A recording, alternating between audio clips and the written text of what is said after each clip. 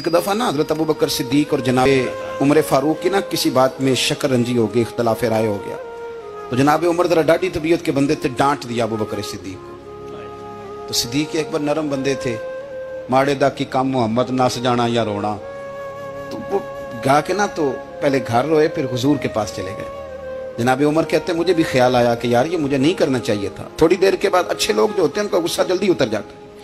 कहते मैंने जाके जनाब सिद्दीक अकबर के दरवाजे पे दस्तक दी तो पता चला वो तो घर ही नहीं। मैं समझ गया, मैं डर गया, मेरी टांगें कांपने लगी। क्यों डर रहे हो उमर?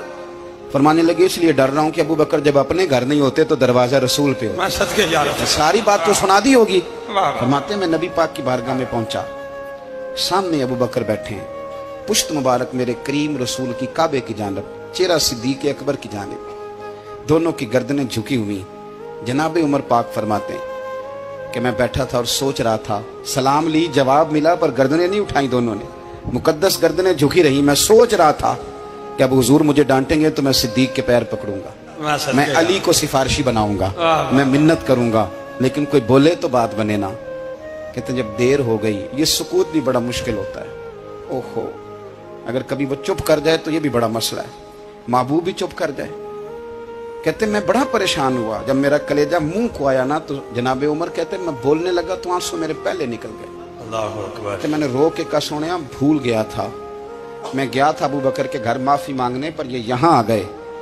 ये मेरे दोस्तों इसमें मेरी तकरीर ना समझना, मेरे रसूल पाक के ये असल लफ्ज आपको किताब में मिलेंगे। आप तब खातिब ने साथ उठा के देखें। जनाब उमर कहते हैं मैंने अर्ज की हुजूर मैंने गलती समझ ली थी, मैं गया था अबू बकर के घर, हुजूर मैं भूल गया था।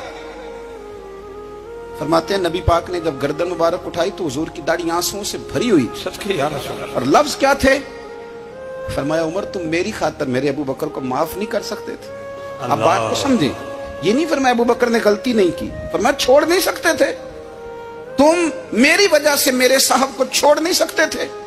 फिर हुजूर ने फरमाया उमर ये सारा मक्का तलवारें लेके मुझे कत्ल करने आता था, यार ये अकेला था,